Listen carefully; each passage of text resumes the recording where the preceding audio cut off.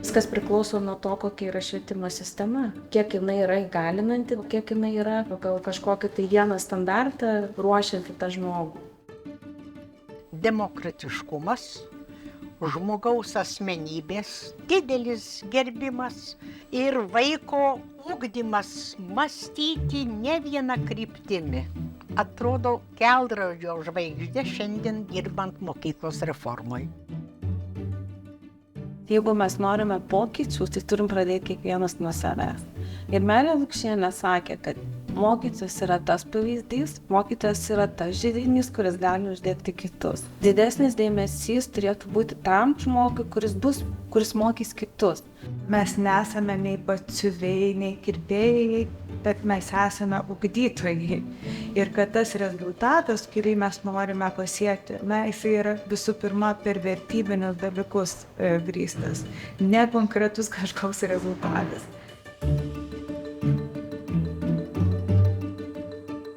Norim ją padaryti visai ne paviršium, o iš esmės modernizuoti mūsų mokyklą, pasivyti pasaulį. Mes eisime toliau, kad ta jaunoji mūsų asmenybė, kuri auga, jinai būtų ir emociškai stabili, laiminga, tik laimingas žmogus, kūrybiškas žmogus ir kurs tą gražią ateitį, apie kurią svajoja Meilė Lukšienė. Esu Vilniaus universiteto profesorius Naglis Kardelis ir savo pranešime kalbėjau apie mąstymo ir kalbėjimo rišlumą ir kaip lietuvių kalba, kuri yra mūsų rišliausio kalbėjimo ir mąstymo įrankis, kaip įleidžia mums mąstyti apie savo šiuolaikinę kultūros būklę, mąstyti apie lietuvių kalbos vietą mūsų švietimo sistemoje, mūsų kultūroje ir bandžiau argumentuoti, kad mūsų rišlus mąstymas yra mūsų rišlaus kalbėjimo sąlyga ir taip pat iš kitos pusės žvelgiant galioja ta pati mintis. Mūsų rišli kalba įgalina mūsų rišlų mąstymą ir mes ir apie švietimo kryžkeles ir apie pačias švietimo reformas irgi turime mąstyti per tą kalbėjimo ir mąstymo rišlumo jungtį, mąstymo ir kalbėjimo rišlumo sąsają. Mūsų žodis mūsų telkia, mūsų kalba mūsų telkia, suformuoja mus kaip asmenybės, mūsų asmenybės branduolį ir po to mes tą branduolį turėdami jau galime kalbėti ir mąstyti apie savo kultūrą, apie savo ugdymo sistemą ir mes turime patys augti savo kalboje, savo mąstyme ir auginti savo kalbą ir savo mąstymę. Tik tokiu būdu mes galime išspręsti savo švietimo problemas. Ir pačią reformą aš suvokiu ne kaip formos keitimą, bet kaip viena vertus formos tęstinumą, formos atkartojimą ir kartu tam tikrą produktyvų pratęsimą į ateitį. Labadiena, gerbiamosios ir gerbiamieji. Labai smagu ir džiugu tokioje gražioje vietoje visiems kartu susirinkus prisiminti mūsų didžią mąstytoją, mūsų humanitarikos šviesulį, profesorę Meilę Lukšienę ir prisiliesti prie tų stiprybės šaltinių, kurie ir mus šiandien šildo, mus įkvepia. Senovėje žmonės sakydavo, kad vardas turi išreikšti žmogaus esmę, žmogaus prigimtį ir skirdavo žmogui vardą arba reiškinį ar dalykui vardą, įsimastydami, įsižiūrėdami į to žmogaus ar dalyko esmę ir prigimtį. Ir štai Meilės Lukšienės vardas puikiausiai išreiškia jos požiūrį į žmogų, į tautą, į tas dvasinės vertybės, kurios jai buvo labai svarbios. Tai meilė spinduliavo iš jos visos esybės. Ir taip žmogus, kuris yra autentiškas ir to autentiškumo išraiška yra paties vardo prasmingumas, to vardo nesumeluotumas. Ir Meilė Lukšienė savo darbais ir netgi savo pačiu vardu įkvepia mus mąstyti apie švietimą iš meilės perspektyvos, ne iš nuožmios konkurencijos, neapykantos, pavydo, bet meilės perspektyvos. Ir Vilniaus kolegija taip pat savo pavadinime turi tą žodį, antrąjį žodį kolegija, ir kolegija yra surinkimas, surinktis. Tai šis pats žodis, kaip ir kitas žodis universitetas, kuris reiškia visą tą visumą, universumą, taip pat kreipia mus link švietimo ir kultūros esmės įžvalgos. Mes turime surinkti visus, kurie dirba kultūroje, kurie gyvena kultūroje, kurie gyvena kalboje.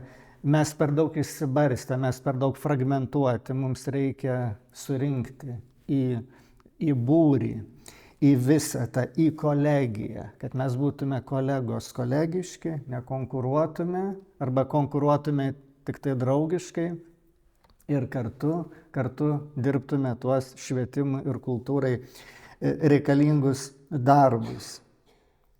Šios konferencijos pavadinimas yra švietimo reformų kryžkelės ir labirintai. Ir porą žodžių apie patį terminą, patį žodį reforma. Paprastai žodis reforma suprantamas kaip formos išformavimas, kaip formos keitimas. Bet lotyniškas priešdėlis jisai reiškia taip pat ir tęstinumą. Reformos negali būti be formos tęstinumo. Jeigu formos tik tai naikinamos, tai mes turime ne reformą, bet deformą, deformavimą, destrukciją. Ir kai mąstome apie tikrąją reformos esmę, turime prisiminti, kad formos neturi sustabarėti, neturi sustingti, suakmenėti, bet jos kartu turi ir išlaikyti tam tikrą pradinį, pirminį branduolį, kad forma būtų plastiška, tačiau kad ta forma egzistuotų. Nes jeigu formą sunaikiname, tai mes ir bet kurią kitą formą sunaikinsime ir mes iš viso jokių formų nekursime. Tai čia būtų tokia galbūt įžvalga mokslo ir švietimo biurokratams, galbūt naudinga, kad mąstant apie reformas reikia mąstyti ne tik apie formų išformavimą, bet ir apie formų tęstinumą, nes transformuoti formą prasminga tada, kai yra išlaikomas tam tikras nekintamas formos branduolys ir forma yra tobulinama, forma gerinama ir ji neturi sustingti, jinai turi būti plastiška, bet ta forma turi būti. Jeigu nėra formos, tai nėra ir reformos. Ir šiame savo pranešime pabandysiu pasamprotauti apie lietuvių kalbos svarbą mūsų švietimui ir mūsų kultūrai ir apie sąsają tarp mąstymo ir kalbos. Bandysiu pakalbėti ir taip pat pateiksiu keletą minčių, kuriomis bandysiu pagrįsti būtent gimtosios kalbos reikšmę humanitarikai ir švietimui ir mokslui. Būtų prasminga pradėti nuo graikiško žodžio logos. Tai yra tas žodis, graikiškas žodis, kurio šaknį matome taip pat ir žodyje kolegija. Tik tai tas žodis lotyniškas, kolegija nėra lotyniškas žodis, bet ta šaknis yra ta pati indoeuropietiška šaknis, leg-log. Žodis buvo mąstomas kaip tai, ką mes atsirenkame kaip esmingą dalyką, esmingesnį negu kiti dalykai. Ir graikai logą suprato kaip rinktinį žodį, atrinktą žodį. Veiksmažodis legein graikiškai galėjo reikšti ir rinkti, ir kalbėti. Ir žvelgiant istorinės kalbotyros požiūrį, tai yra ta pati šaknis. Tie veiksmažodžiai iš esmės buvo ne du, o vienas. Ir pirminė reikšmė buvo rinkti. Reikšmė kalbėti atsirado iš reikšmės rinkti.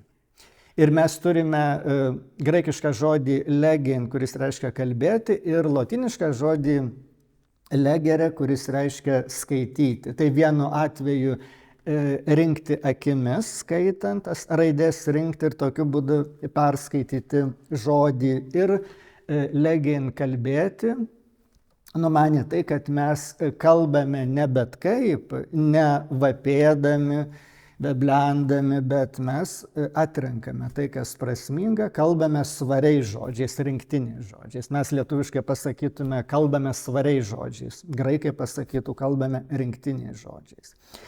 Ir mūsų konferencijos kontekste ši mintis svarbi tuo požiūriu, kad kalba leidžia mums surinkti savo patirtį, tarsi iš dalių, tarsi iš fragmentų. Mes pasaulėvaizdį formuojame, surinkdami tą pasaulio vaizdą tarsi iš dalių. Ir kai mes mąstome, mes bandome taip pat iš dalių surinkti, iš tam tikrų fragmentų, suformuoti visumą, savo patirties visumą, savo pasaulio vaizdo visumą ir mintyje tą visumą suformuojame. Ir po to žodžiu tą visumą pasakome. Tai tęsiant šitą mintį, svarbu atkreipti dėmesį tai, kad mūsų mąstymas ir mūsų kalbėjimas mus telkia. Pagrindinis dalykas kalboje ir mąstyme nėra tik tai skaidymas, dalymas, nors kita vertus mes taip pat savo patirtį bandome suformuoti, sukurti, sustyguoti artikuliuotai. Ir artikuliacija numano tam tikrą skaidymą, suskirstymą, suskaidymą į dalis. Bet čia yra antrinė funkcija mąstymo ir kalbėjimo, artikuliacija. O pagrindinė funkcija yra sutelkimas, sutelktinė funkcija, telkimas. Ir sutelkimas mūsų mąstymo, mūsų mąstančios ir kalbančios bendruomenės yra tai, kas mums išlieka aktualu. Ir mylima profesorė Meilė Lukšienė tuo savo meilingų žvilgsnių ir mąstymų apgaubdama to meto ir ne tik to meto ir mūsų laikų žmonės, ji pačiu savo vardu parodo, kaip reikia tą mūsų bendruomenę telkti. Ją formuoti telkimu, bet ne bandyti kažkaip suburti konkurencijos, pavydo ir kitų skaidančių idėjų pagrindų. Būtent telkimo, o ne skirstymo, dalyjimo, rūšiavimo, skaidimo pagrindų. Čia yra pagrindinė mintis, į kurią mes turėtume kreipti dėmesį. Lietuvių kalba, kaip ir bet kuri kita kalba, mums pateikia pasaulio vaizdą ir leidžia mums susivokti savo gyvenime, savo patirtyje ir tą patirtimi dalinti su kitais. Kalba leidžia atskirti toje patirtyje, išryškinti, atskirti pagrindinius dalykus, svarbesnius dalykus ir atsiriboti nuo tų dalykų, kurie yra nesminiai. Ir leidžia formuoti mūsų asmenybės autentišką branduolį, nes mes patys esame savo kalbos suformuoti. Mes dažnai kalbą žiūrime tik tai kaip į bendravimo priemonę, kaip įrankį. Kalba nėra tik tai įrankis. Kalba mus pačius kūrė. Kaip pasakytų vokiečių filosofas Martinas Heideggeris, ir jis taip iš tiesų yra pasakęs savo veikaluose, kad ne tiek mes kalbame kalbą, kiek kalba kalba mumis. Mes esame tie įrankiai, kuriais pati kalba prabyla į pasaulį. Ir tai, kad kalba kalba mumis, o ne tik mes kalbame, kalba leidžia suvokti, kad kalba nėra tik instrumentas, kalba yra prasmės sutelkimo būdas. Kalba sutelkia kalbančiųjų bendruomenę, kalbėdami mes susitelkiame, susirenkame kaip į kolegiją ir kartu kalba mus formuoja, telkia kaip asmenybę, kiekvieną iš mūsų tą dvasinį kontūrą, mūsų asmenybės dvasinį kontūrą sutelkia, suformuoja, išryškina tą kontūrą ir mūsų dvasia, mūsų siela, tarsi iš dalių surenka. Nors šveicarų kilmės lingvistas, labai žymus ir jums žinomas Ferdinandas de Saussure yra pastebėjęs, kad komunikacija yra pagrindinė kalbos funkcija. Jo požiūriu, pagrindinė kalbos funkcija yra komunikacinė.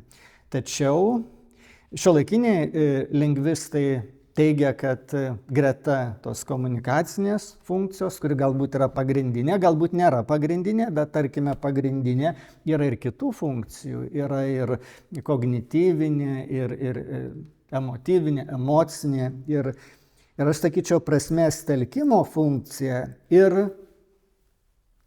pasiteldamas tą pačią šaknį ir net tą patį priešdėlį galėčiau pasakyti komunijos funkcija, nes komunija tai yra bendravimas. Kalba mus sutelkia bendrystė. Kalba ne tik mums leidžia susižinoti, leidžia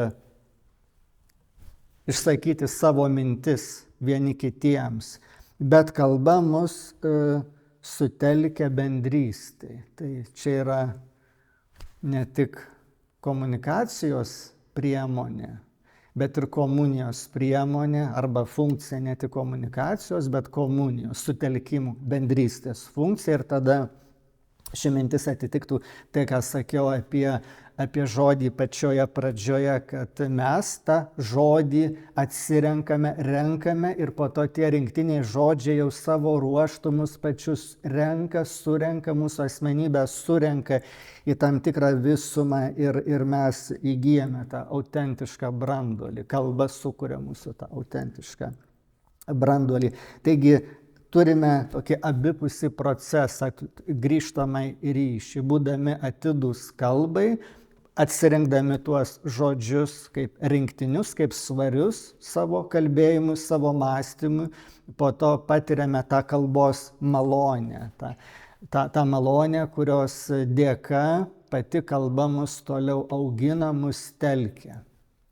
Jis yra aktyvi ir labai svarbu kalba ne tik kalbėti, bet ir mokėti kalbos klausytis, mokėti kalbą išgirsti.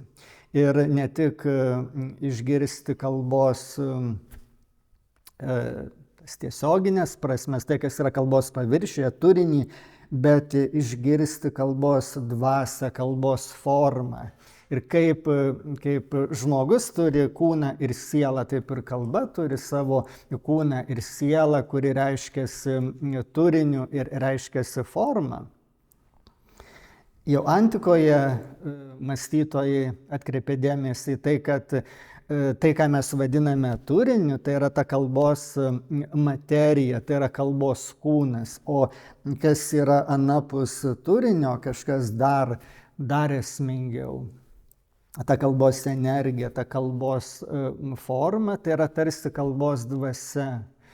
Ir šiuo požiūriu kalba panaši į žmogų, kuris turi kūną ir sielą. Kalba turėdama turinio ir formos lygmenį, taip pat turi tai, ką pavadintume kalbos kūnu ir kalbos sielą. Ir nepakanka vien kalbėti apie turinius ir tais turiniais operuoti ir operuoti tik tai informaciją.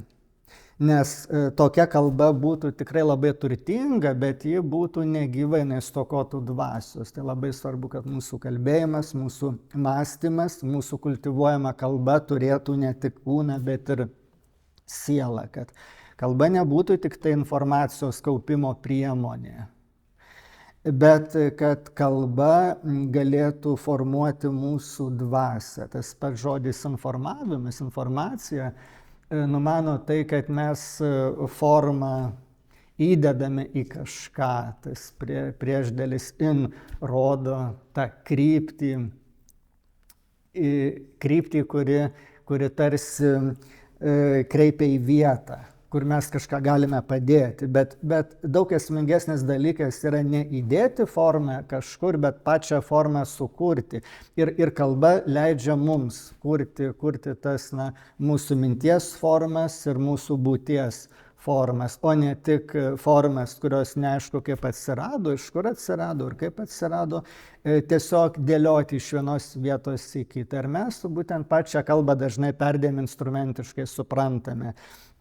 Tik tai kaip formų dėliojimo iš vienos vietos į kitą būdą, priemonę, o ne kaip tą formų kūrimo priemonę. Ir netgi pats žodis reforma tampa prasmingas ir išlieka prasmingas tiek, kiek mes turime tas formas iš pat pradžių. Jeigu neturime formos, nėra ką reformuoti. Nei formos keitimo požiūriu, nei formos tęstinumo požiūriu reikia turėti pačioje pradžioje formą. Ir užuot dėlioję iš vienos vietos į kitą, mes turime tas formas kurti. Ir kalba mums leidžia kurti tas mąstymo formas ir net būties formas. Ta mintis, kuri labai mėgstama yra poetų, Heidegerio mintis, kad kalba yra būties namai, yra labai esminė, tačiau gali turėti dvi interpretacijas, du skaitimo būdus. Pirmas būdas yra tas, kad kalba mūsų patirtį tam tikrų būdų apribodama sukuria mūsų būtį kaip konkrečią, nustato, sukonfigūruoja mūsų būtį kaip konkrečią. Ir tada ta mūsų patirtis tam tikrose ribose išsitenka, tose ribose, kurią kalba suformuoja. Tačiau kita vertus, kalba gali apibrėžti pačią ribą, nubrėžti ribą tarp to, kas yra mūsų patirties viduje ir mūsų patirties išorėje. Ir kalba gali kreipti link to, kas paslaptinga, kas nežinoma, ji gali būti mūsų atvirumo pasauliui ir naujoms patirtims, prielaida ir tuo pagrindu. Tuo išeities tašku, kuris kreipia mus prie naujų patirčių. Dėl to, kalbant ir apie patį švietimą, labai svarbu akcentuoti ir tęstinumą, ir kaitą. Ir pats žodis reforma taip pat numano ir formos pokyčius, formos tam tikras transformacijas ir formos tęstinumą. Tęstinumas susijęs su tapatybės išlaikymu. Ir kitas aspektas yra tas metamorfozės, transformacijos momentas. Beje, ir graikiškos kilmės žodis metamorfozė, metamorfosis, kuriame turime tą šaknį morfė, žodį morfė, kuris reiškia formą, o priešdėlis meta turi reikšmę panašiai lotinišką priešdėlį re. Meta nurodo į transformaciją, į pokytį. Tai metamorfozė būtų formos pokytis ir metamorfozė reiškia iš esmės tą patį kaip ir reforma. Bet metamorfozė taip pat turi ir tą tęstinumo ir kaitos aspektą.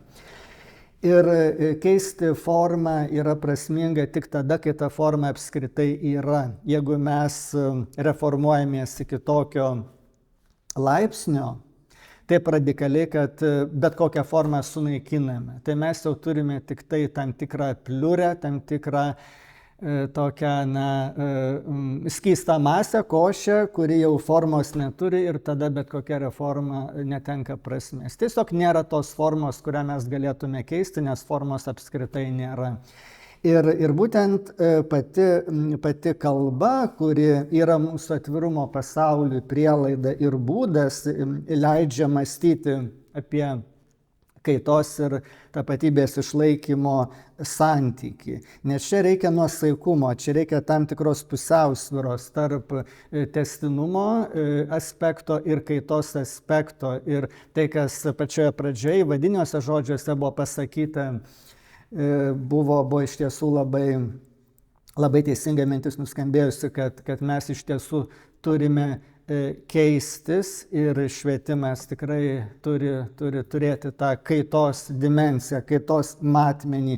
Ir kita vertus, pati kaitos idėja, kuri numano būklės pagerėjimą, jinai turi atsispirti nuo tam tikro pozityvaus aspekto, pozityvumo potencialo praeityje. Mes negalime tikėti savo situaciją pagerinti ateityje, jeigu mes neturėjome pozityvumo patirties praeityje, dabartyje ar praeityje. Jeigu mes nemanome, kad praeityje kažkas gero buvo ar kad dabartyje kažkas gera yra, būtų naivu tikėtis, kad ateityje bus kažkas geriau. Jeigu mes tik tai negatyviai, nihilistiškai nusiteikę dabarties atžvilgių ir praeities atžvilgių, tai labai keista ir naivu manyti, kad ateityje bus geriau. Mes visada turime atsispirti nuo tos pozityvios patirties, kurią turime dabartyje ir praeityje. Ir Meilė Lukšienė kaip tik apie tai daug ir mąstė ir kalbėjo. Ji kalbėjo, kad bet kuris pokytis kultūroje ir švietime turi būti labai gerai pamatuotas, labai gerai pasvertas, kad mes, sakytume, keisdami savo būties ir kultūros formas, nesunaikintume to, kas buvo pozityvu, kas buvo gera praeityje ir dabartyje. Tie pokyčiai turi būti racionalūs, pamatuoti, labai gerai pasverti ir jie turi atsispirti nuo kažko, kas buvo pozityvu dabartyje ir praeityje. Visada turime atsispirti nuo to, kas pozityvu dabartyje ir praeityje. Ir kalba mums labai nesunkiai ir labai įtaigiai leidžia patirti kartų ryšį ir savo pačių gyvenimo šioje žemėje integralumo, vientisumo pojūtį. Juk kalba sujungia mūsų protėviais, su mūsų tėvais ir protėviais ir leidžia mums patirti savo tautos, savo bendruomenės gyvenimą kaip vientisą projektą, kurį mes tęsame. Nes mes per kalbą, per literatūros kūrinius, per mokslo darbus suvokiame, kad esame už save pačius didesnės visumos dalis. Mes esame asmenybės, mes esame tam tikros, sakytume, būtiškosios formos, būties formos, mūsų pačių suformuotos, tačiau suvokiame, kad esame didesni už pačius save. Tiek, kiek prisiliečiame prie mūsų protėvių praeitie nuveiktų darbų. Tai būtent kultūra ir leidžia suvokti tradicijos kaip kaupiamos potencialą. Nes kuo žmogus skiriasi nuo kitų gyvų būtybių? Skiriasi tuo, kad kiti gyvūnai, jie gyvena tik tai šią dieną ir gyvena savo asmeninio gyvenimo ribose, o žmonės atsispiria nuo to, kas sukurta jų tėvų ir protėvių. Kultūra turi tą kumuliatyvumo, kaupimo, telkimo, kaupimo, paveldo matmenį, to, ką mes galime saugoti ir ką yra prasminga saugoti. Ir būtent kalba šitą puikiausiai parodo, nes kultūra labiausiai per kalbą ir yra kaupiama. Ir tie kalboje sukaupti žodžių masyvai, tos prasmės, iškyla tarsi istoriniai, archeologiniai ar net geologiniai klodai. Tos metaforinės, perkeltinės žodžių prasmės ir visas tas prasmių turtingumas parodo, kad žmogaus dvasinis gyvenimas, jis pranoksta vieno asmens, vieno individo ribas ir reiškiasi ištisų kartų. Didžiulės žmonių bendruomenės, didžiulės žmonių kolegijos, istoriškai išsiskleidžiančios ribose ir kontekste.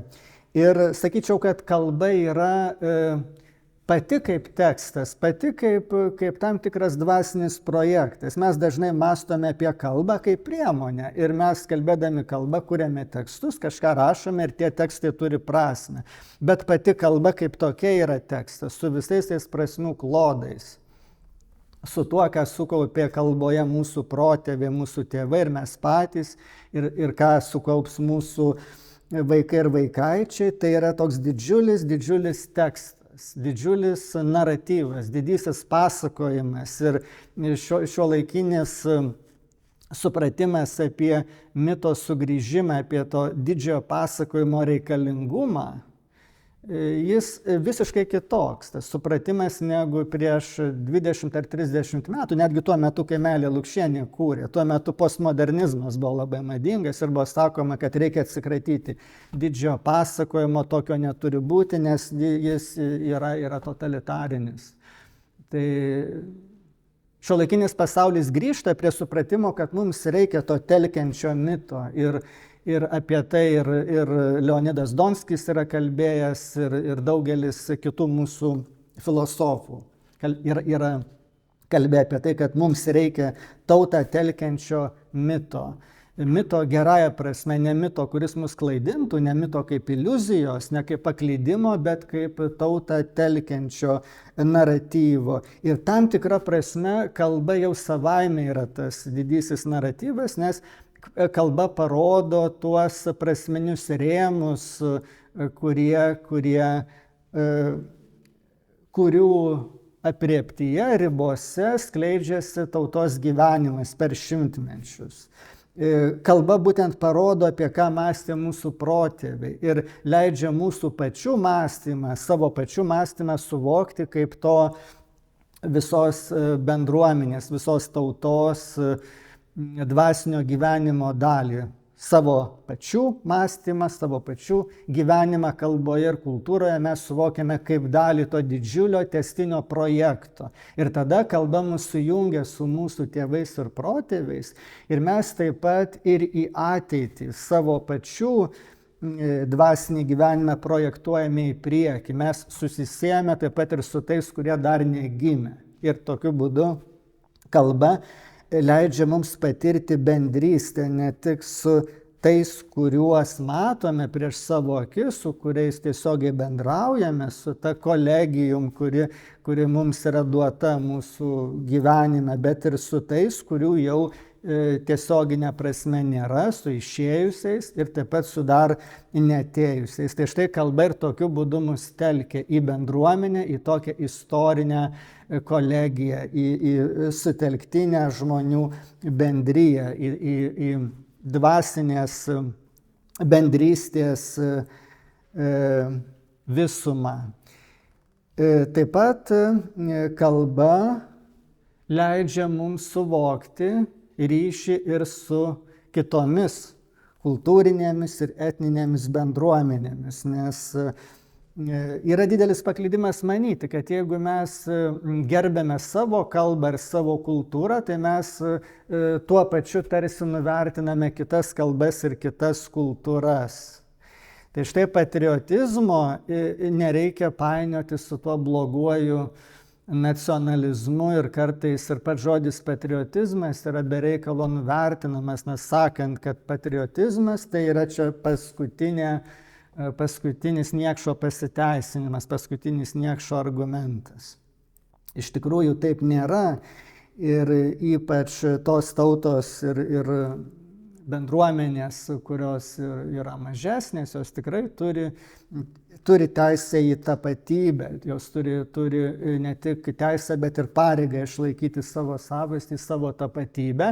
Ir tą tapatybę išlaikydamos jos neturėtų jausti priešiškumo kitoms kalboms ir kitoms bendrijoms, kultūrinėms ir kalbinėms bendrijoms. Ir iš tiesų taip ir nėra. Nes ypač mažų tautų atstovai, jie puikiausiai supranta ir užjaučia ir solidarizuojasi su kitų mažų tautų atstovais ir taip pat ir su didelių tautų atstovais.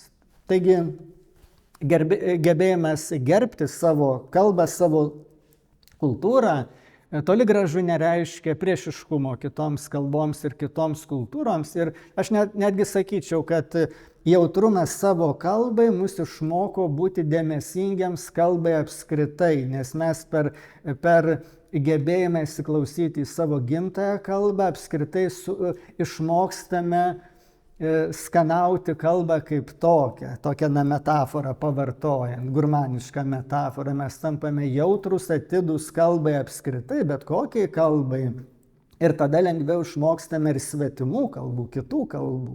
Taigi čia nėra taip, kad aš gerbdamas lietuvių kalbą, ją mylėdamas, staiga imsiu nekęsti kitų kalbų ir imsiu jų nesimokyti. Priešingai, aš gerbdamas lietuvių kalbą, ją mylėdamas, galiu išmokti ir senovės graikų, ir lotynų, ir anglų, ir kokią tik nori kalbą, japonų kalbą. Ir kaip tik mano pagarba gimtai kalbai man atveria langą į kalbą kaip tokią, kalbos kaip tokios pasaulį ir atveria mums kitų kultūrų vartus. Tai žmogus, kuris yra dėmesingas savai kultūrai, yra dėmesingas kultūrai apskritai, nes kultūra tai yra kultivavimas. Jeigu tu kultivuoji savo kalbą, tu būsi pasiruošęs ir norėsi purenti ir kitų kalbų dirvą. Taip pat mums labai svarbu mąstyti apie santykį tarp lietuviškumo ir europietiškumo. Labai svarbu suprasti, kad Lietuvos meilė Lietuvai, meilė gimtai kalbai yra tvirčiausias pagrindas meilės tai visai vakarų tautų bendryjai, tų tautų ir kalbų bendryjai, kurią mes vadiname vakarais. Vakarus suvokiant kaip tam tikrą vertybiškai orientuotą pasaulio dalį, skirtingą palyginti su tomis vertybėmis, kurios kultivuojamos Eurazijos stepėse. Ten, iš kur ateina karai ir kitos baisybės.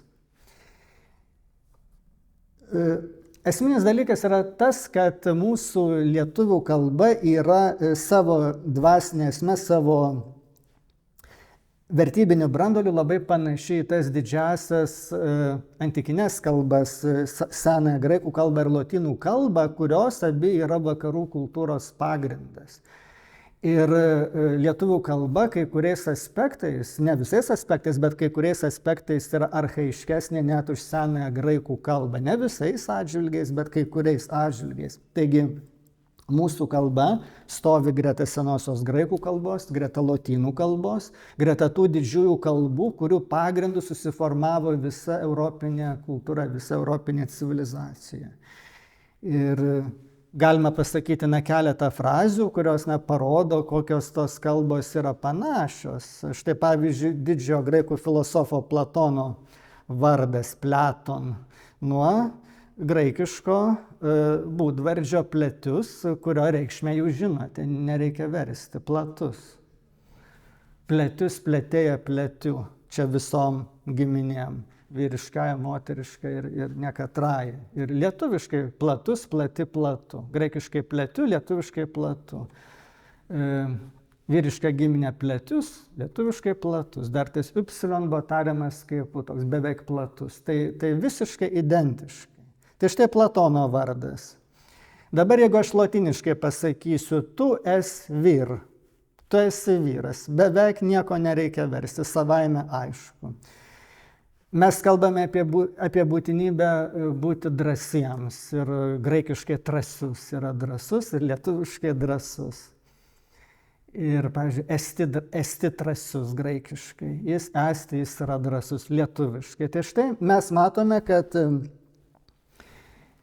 esama sakinių, kurie atskleidžia tą didžiulę giminystę lietuvių kalbos ir didžiųjų antikinių kalbų, kurių pagrindų susiformavo europinė civilizacija.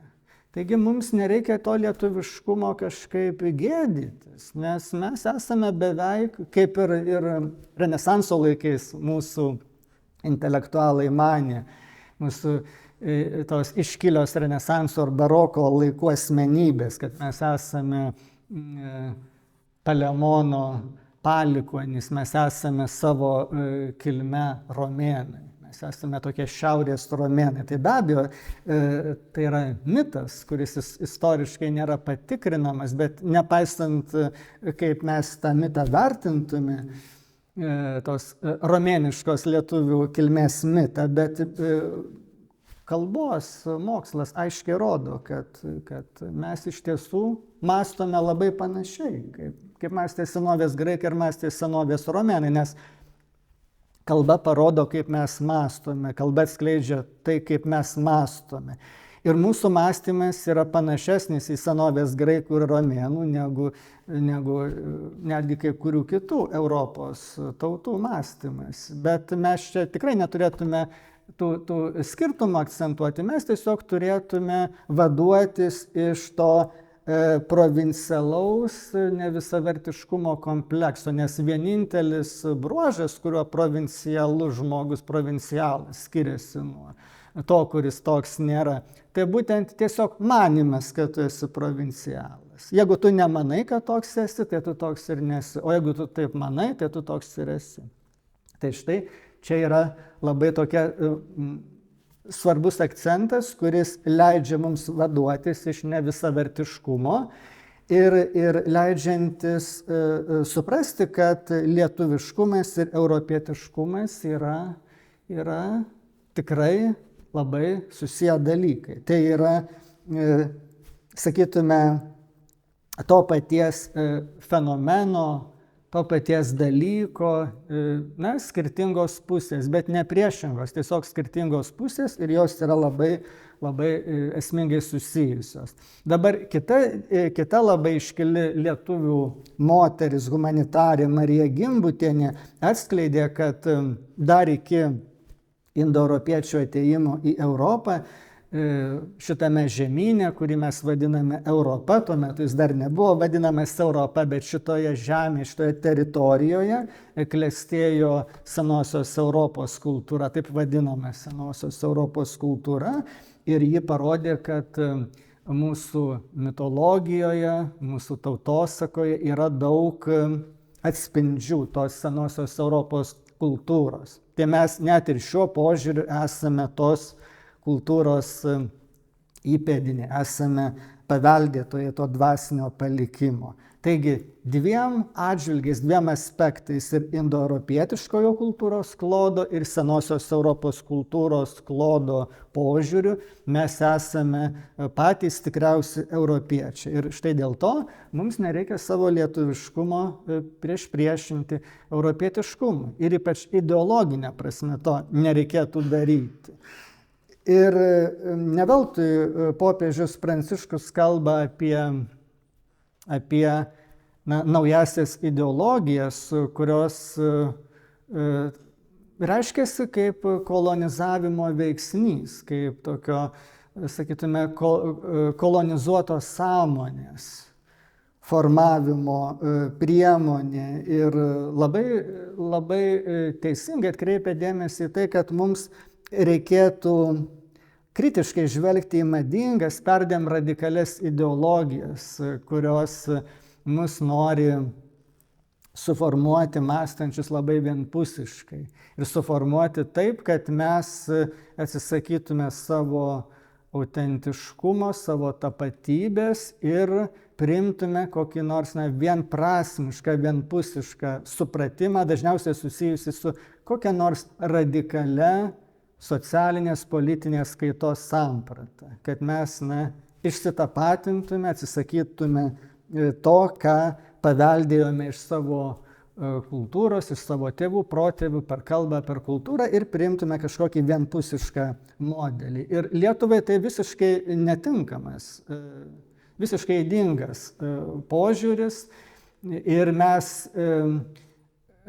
neturėtume savęs pačių pavergti. Europa tikrai nieko nekolonizuoja, bet ji taip pat ir nedraudžia, kadangi tai yra demokratiška kultūra ir civilizacija, nedraudžia tokiams ideologijoms plisti. Tai mes tiesiog turime būti atsparus toms ideologijoms, mes turime patys savęs pačių turime nekolonizuoti. Ir tas matyti, ypač kalbant apie anglų kalbos skverbimąsi į mokslą. Tiksliuosiuose moksluose čia didelės problemos nėra, išskyrus nebent tai, kad ne visada spėjama sukurti mokslinius terminus lietuviškus, nes moksliniai darbai rašomi angliškai ir nesirūpinama sukurti atitinkamų lietuviškų terminų. Tai irgi yra tam tikra nelaimė, bet humanitarikoje yra didesnė problema, nes jeigu mes jau mąstome apie kultūrą, apie istoriją, apie filosofiją, ne gimtąją kalbą, o svetimą kurią nors kalbą, pavyzdžiui, anglų kalba, ir to mąstymo nepakartojame lietuviškai, neturime lietuviško atitikmens tų dalykų, tai mes galime teikti, nupjauname tą aukščiausiai kalbinį būties sluoksnį ir mes jau nekultivuojame savo dvasinės patirties lietuviškai. Mes tiesiog mąstome apie aukščiausius dalykus, apie svarbiausius dalykus, nes savo gimtąją kalbą. Ir tokiu būdu lietuvių kalba gali būti išstumta į virtuvę, tapti tik ta kalba, kurią mąstoma apie bulves ir morkas ir runkelius, o nekalbama apie vertybės, apie prasmes. Ir tokių negerų tendencijų mes matome mūsų moksle, mūsų politikoje ir tas procesas, aišku, jis galbūt nėra stumiamas labai tiesmukai ir direktyviškai, bet kaip tam tikra tokia geroji praktika mūsų modernumo, mūsų globalumo pasireiškimas, kaip sakytume, toks švelniai siektinas, švelniai stumtinas pavyzdys. Švelnaus spaudimo būdu, ne griežto, ne radikalaus, bet švelnaus spaudimo būdu. Ir štai, pavyzdžiui, disertacijos ginamos angliškai, nes reikia turėti komisijoje narį užsienietį ir tada jau mes dažnai nerašome disertacijų lietuviškai ir net jeigu lietuviškai parašome, tai tada jau jos ginamos dažniausiai angliškai.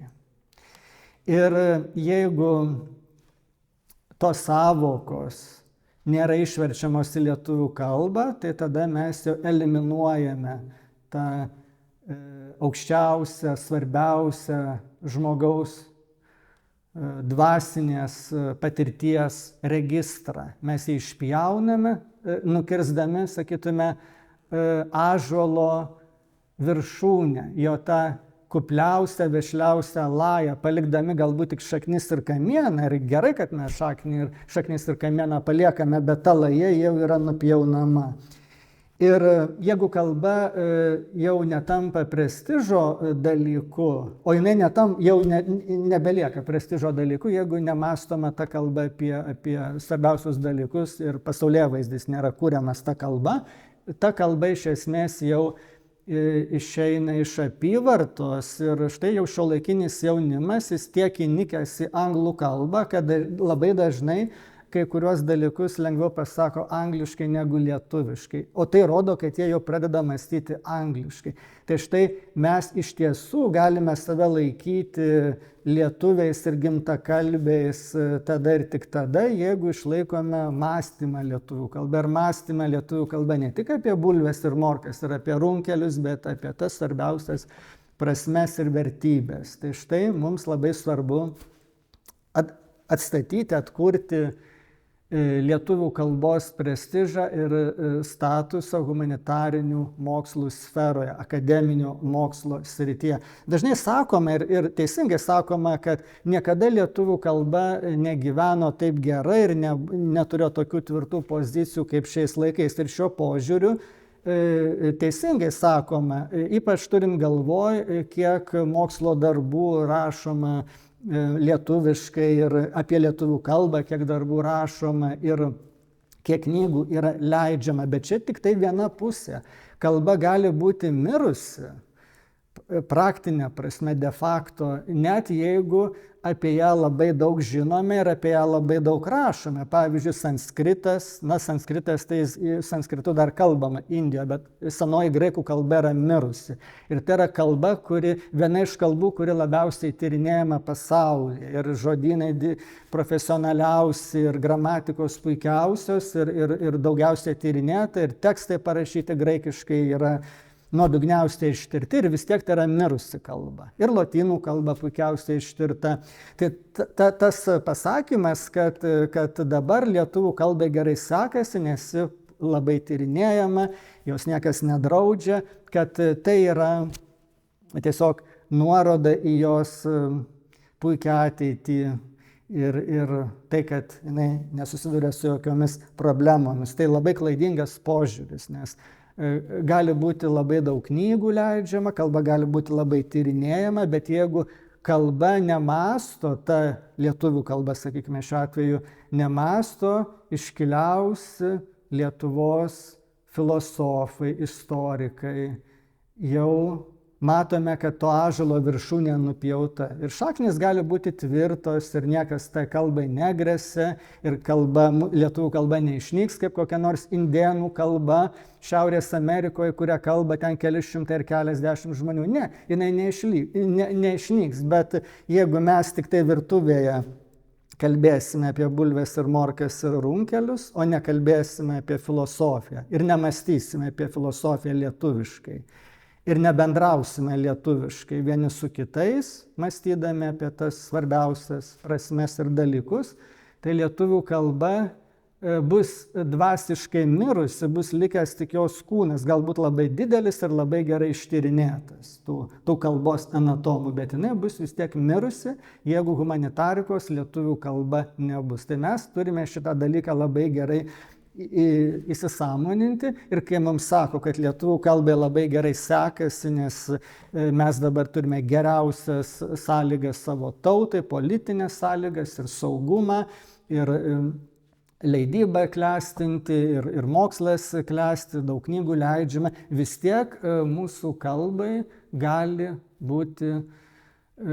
gali kilti ir yra iškilę rimtų problemų ir rimtų grėsmių. Tai labai svarbu, kad ta kalbos dvasia būtų gyva. Ir kalbos dvasia yra gyva tada ir tik tada, kai mes lietuviškai kalbame ir mąstome ne tik virtuvėje, bet ir universitetų auditorijose.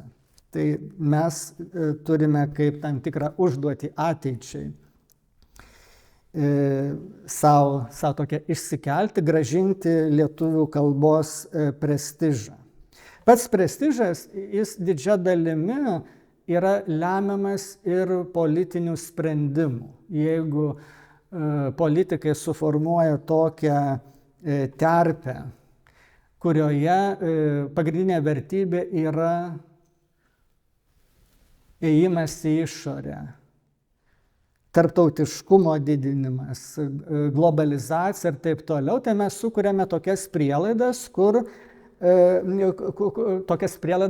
kurių kontekste jauni žmonės bandys išaugti lietuvių kalbą kaip vaikas pieninius dantis, nes jie tinka tik tai iki tam tikro lygmens. Tu akademinės karjeros nepadarysi šitą kalba, kaip ir su tais pieniniais dantimis, tu neįkasi kažkokio labai rimto maisto. Ir kai mokiniai tuos dalykus suvokia mokykloje, jie iš karto orientuojasi prie tos kalbos, kuri yra efektyvesnė, kuri garantuoja jų sėkmingą ateitį, jų karjerą. O šiuolaikiniai žmonės, jauni žmonės labai yra pragmatiški, jie orientuoti būtent į karjerą. Ir jie tada klausia, kaip aš tą karjerą padarysiu, kokią kalbą aš ją darysiu. Ir jie pastebi, kad štai yra kalba, kurią tą karjerą bus galima daug lengviau padaryti. Ir jie tada tą kalbėjimo lietuviškai, buvimo lietuvių kalboje stadiją jie prašoka labai greitai. Kartais taip sakome, čia istorikai sako, kad yra tautų, kurios peršoko tarkim, iš feodalizmo tiesiai kapitalizmą. Arba ten iš, sakykime, kokios nors vienos stadijos į kitą, prašokdami vieną ar kitą ekonominės ir socialinės raidos stadiją. Arba jeigu kalbėtume apie ryšių priemonės, tai štai Afrikoje atsirado mobilus ryšys tose teritorijose, kur nebuvo stacionaraus telefoninio ryšio.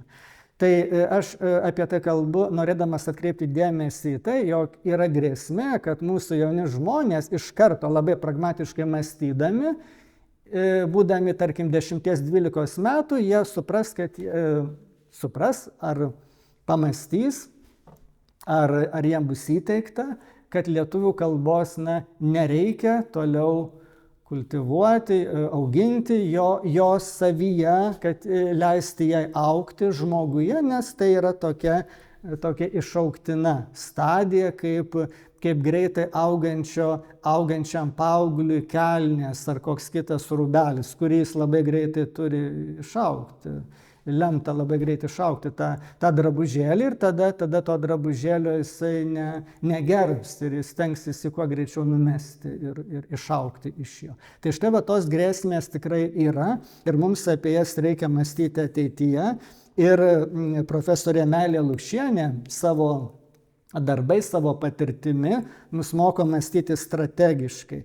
Ir švietimo tikslas nėra tik tai parengti žmonės karjerai, padaryti juos konkurencingus, nes dažnai mokslo biurokratai būtent tokia terminologija ir kalba. Pagrindiniai siekiniai yra susijęs su konkurencingumu, verslumu. Švietimo kokybės reikia tik tai tam, kad tas kokybiškas švietimas suformuotų tinkamas kompetencijas, pakankamas kompetencijas tai konkurenciniai aplinkai, kad mes galėtume konkuruoti, o konkuravimo tikslas yra gerovė. Ir ta gerovė būtent tik tai ekonominė, tik tai medžiaginė, bet ne dvasinė. Tai mes net ir dvasinius dalykus įkinkome į tokius labai primityvius, juos susiėmę su primityviais tikslais.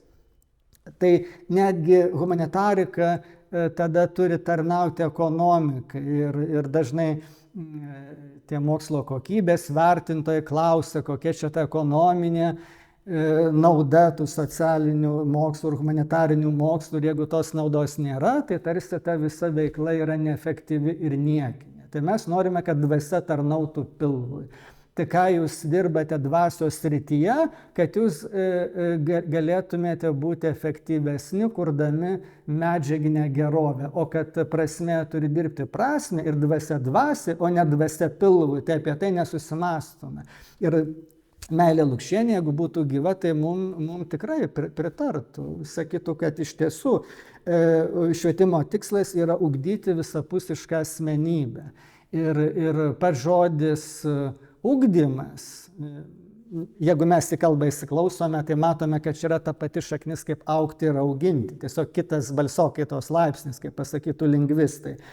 Tai ugdymas yra auginimas. Tai nėra prikimšimas žinių ir parengimas žmogaus darbo rinkoje, bet būtent jo išugdymas, išauginimas, kad jis kaip asmenybė užaugtų.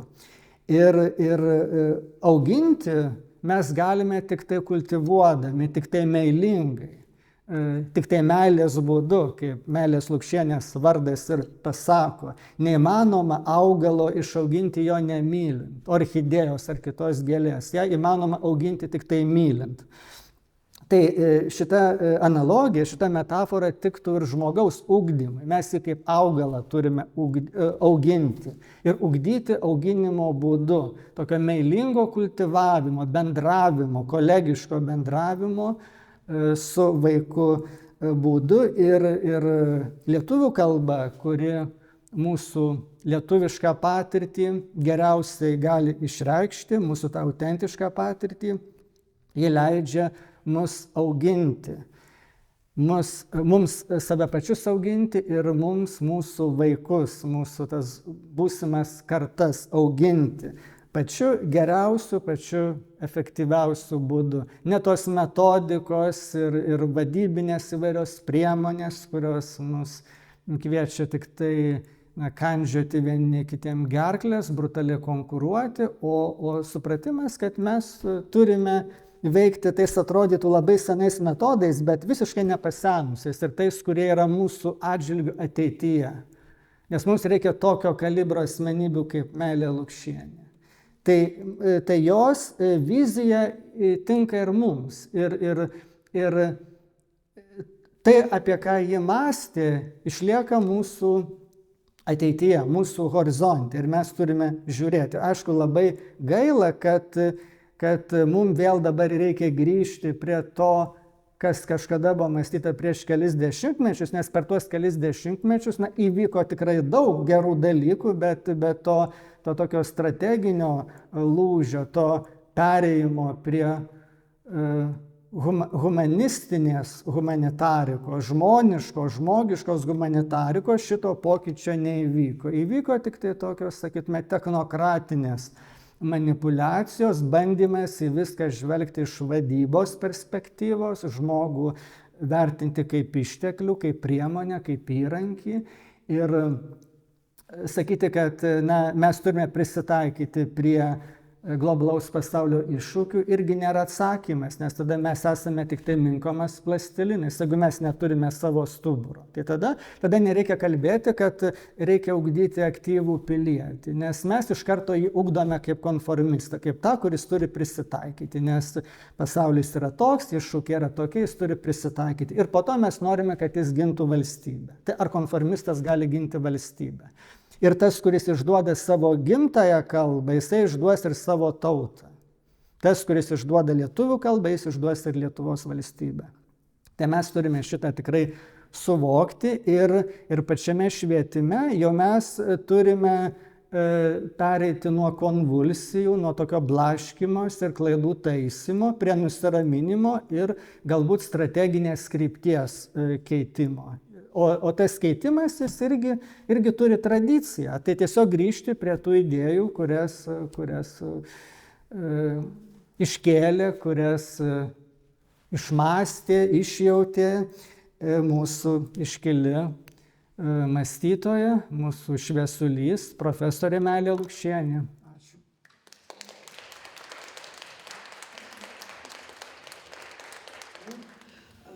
Ypač kaip filologijai paklausyti dar sykį šitų tikrai malonių dalykų.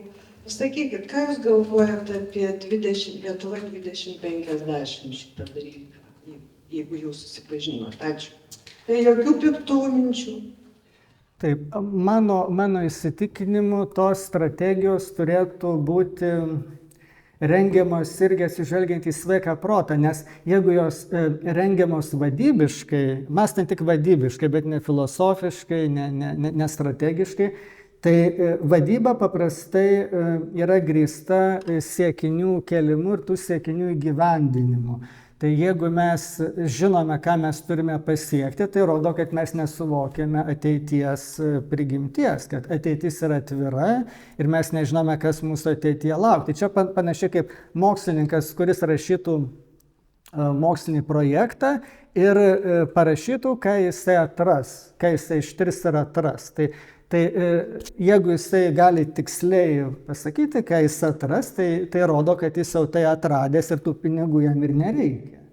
O jeigu jisai iš tiesų rimtai kažką tyrinės, tai jisai matyt atras kažką, ko jis dar negali įvardyti. Tai čia taip pat ir su ateitimi.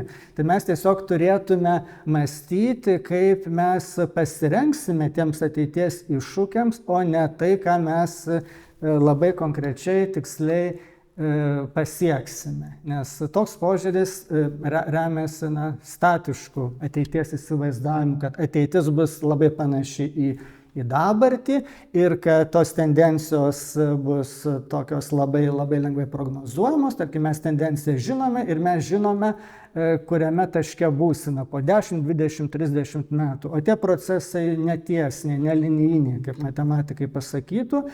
Ir pavyzdžiui, mes prieš 20 metų nebūtume pagalvoję, kokie pokyčiai vyks informacinių technologijų srityje, dirbtinio intelekto srityje, kad mašininis vertimas tiek patobulės ir visokių kitokių iššūkių mes net negalėjome apie juos net pagalvoti, nes tikrovė, ji pranoksta mūsų vaizduotę ir mūsų net gebėjimą įsivaizduoti. Tai dėl to mes tokiose strategijose turėtume kalbėti labiau apie mūsų pasirengimą, tai bet nežinomybė, kuri mūsų laukia, kad mes būtume atsparūs ir imlus tam, kas ateis. Ir mes nežinome, kas ateis, bet kad mes būtume pasiruošę.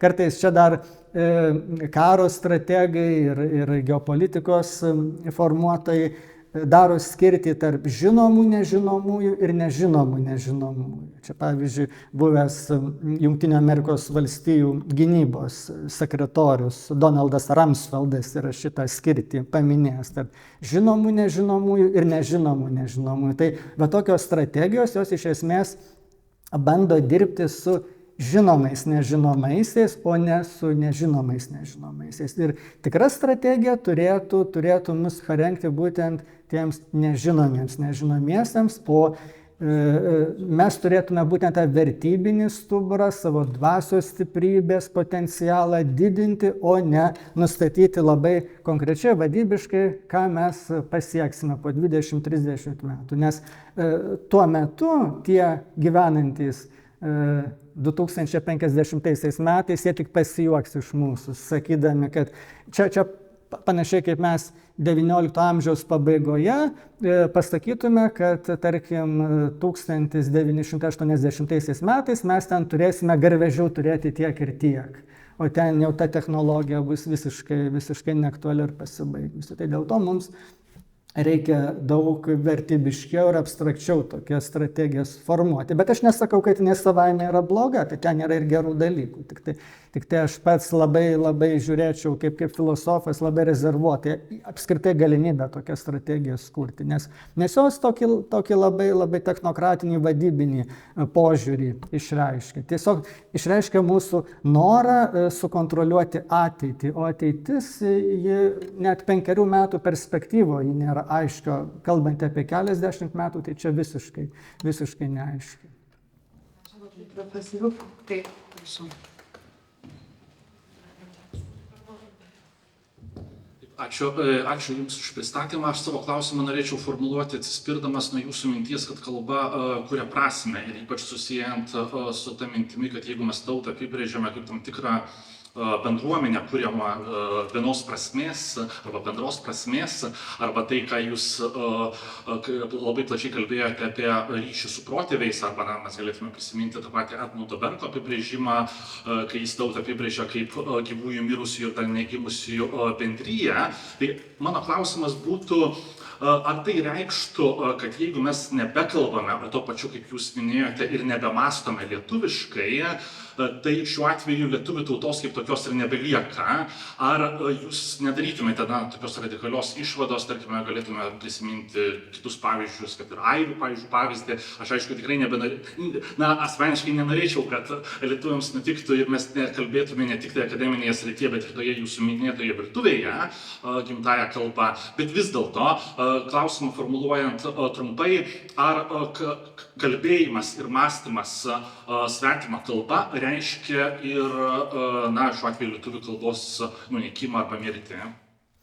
Ne, tai aišku, kad gali lietuvis išlikti lietuviu, net ir pamiršęs savo gimtąją kalbą, bet tiesiog jis labai daug ką praranda. Ir be abejo, kad įmanoma mąstyti ir kitomis kalbomis, bet tai, kad mes mąstome, tarkim, kurią nors kitą kalbą labiau negu lietuviškai, rodo, kad mes jau periname tarsi ant kitų bėgių, kad ta mūsų jau mąstomoji kalba, mąstymo kalba, ta kalba, kurią mes mąstome, yra ta pagrindinė kalba.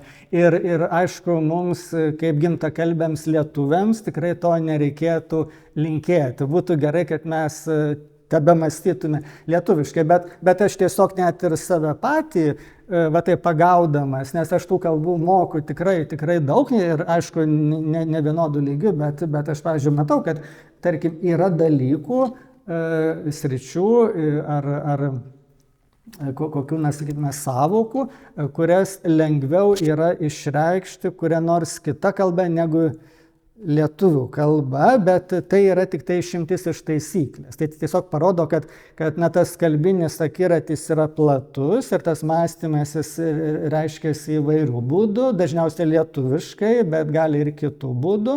Ir kartais iš tiesų, kuria nors kita kalba, kai ką yra lengviau išreikšti, kokius abstrakčius dalykus, nes tos kalbos susiformavo skirtingomis istorinėmis aplinkybėmis ir jos tapo pasiruošusios vienus dalykus išreikšti geriau ir labiau negu kitus dalykus. Ir tada ir mes kitas kalbas išmokstame, tuos specifinius dalykus galime lengviau pasakyti kita kalba. Tik tai svarbu, kad tai netaptų taisykle, kad mes dažniausiai ir tokiu neišimties, bet taisyklės būdu mąstytume, tarkim, angliškai, ar vokiškai, ar prancūziškai, ar kaip nors kitaip, tai tiesiog aš nelinkėčiau, kad taip nutiktų. Bet nesakau taip radikaliai, kad jeigu mes prarandame lietuvių kalbą, tai jau mes nesame lietuviai. Tai kažkada ir žydam tai buvo, štai mes turime Septuagintą, 70 vertėjų atliktą vertimą Senojo testamento į graikų kalbą. Jis buvo atliktas Aleksandrijoje ir adresuotas nutautėjusiems žydams, kurie buvo helenizuoti žydai. Jie puikiai mokėjo graikiškai, jau jie hebrajų kalbos nemokėjo, jiems reikėjo išversti jų šventąją knygą, Senąjį testamentą į graikų kalbą, kad jie galėtų perskaityti tą tekstą. Ne savo protėvių kalba, bet ta kita kalba, tos kultūros, kurioje jie labai gerai įsikūrė. Ir čia tikrai yra tautų, kurios iš dalies, galima taip sakyti, nutautėjusios ar praradusios kalbą. Tai čia ir airiai, ir tie patys žydai, ir yra netgi tautų, kurios kelias kalbas turi. Pavyzdžiui, tie patys žydai, tai jie turi ir hebrajų kalbą, ir jidiš kalbą, ir dar aramėjų kalba labai svarbi jų kultūrai, nes Jėzaus Kristaus laikais aramėjų kalba, ne hebrajų kalba buvo kalbama, tai, žodžiu, ištisa kalbų puokštė. Ir mes neturėtume dėti lygybės ženklo tarp tautos arba kultūros iš vienos pusės ir kalbos, arba tų tapatybių kažkaip per daug griežtai susijęti, bet kad yra ta labai organiškai jungtis, kurios reikia neprarasti, tai iš tiesų faktas. Tai aš ir noriu pasakyti, kad nesakau radikaliai, kad mes pamiršę lietuvių kalbą jau nustosime būti lietuviai visom prasmėm, visais atžvilgiais ne, bet sakau, kad mums nereikėtų prarasti lietuvių kalbos, nes tai yra toks, sakytume, pats autentiškiausias mūsų savasties išsaugojimo laidas, ta pati autentiškiausia jungtis su mūsų kultūra, su mūsų protėviais, būtent ta kalbinė jungtis. Tai toks būtų atsakymas. Ačiū labai, profesoriui. Dar kas norėtume? Taip. Jūs kalbėjot apie lietuvių kalbos tokį kaip ir stumimą iš humanitarikos, iš mokslo pasaulio. Bet ką Jūs manote apie tai, kad kas vyksta mokyklose? kad paaugliai taip pat, sakykime, patys labiau linkę tarpusavį bendrauti anglų kalba, kad lietuvių kalba kaip mokomasis dalykas yra vienas nemėgiamiausių mokykloje, vienas pačių sunkiausių. Sakykime, kad mūsų mokiniai puikiai išlaiko anglų kalbos egzaminą, bet daug prasčiau sekasi su lietuvių kalba. Tai ar vis tik mes neturim kažkokių tai esminių problemų susijusių su tuo, kaip mes mokome lietuvių kalbos, kaip mes operuojame lietuvių kalbą mūsų švietimo sistemoje? Tai mano įsitikinimu, ne lietuvių kalbos mokyme slypi problema, bet slypi problema pačioje savimonė, nes kodėl vaikai kalba mokykloje angliškai. Jie kalba angliškai dėl labai panašios priežasties, dėl kurios mokytojai anglistai arba dėstytojai anglistai tarpusavėje kalba angliškai, kad jie kuo geriau išmoktų kalbėti, kad jie neprarastų tų įgūdžių. Aš pats matydavau universitete, kaip mano dėstytojos angliškai tarpusavėje kalbėdavosi. Nes jos nori palaikyti tą kompetenciją, nes tai yra jų instrumentas. Tai štai vaikai, kurie ruošiasi stoti į Oksfordus, į Kembridžus, į kur nors kitur, į prestižinės aukštasias mokyklas, jau jie tas kompetencijas ugdos ir tokiu labai aukštu lygiu. Ir jau jie laiko švaistimu čia kalbėti kažkokią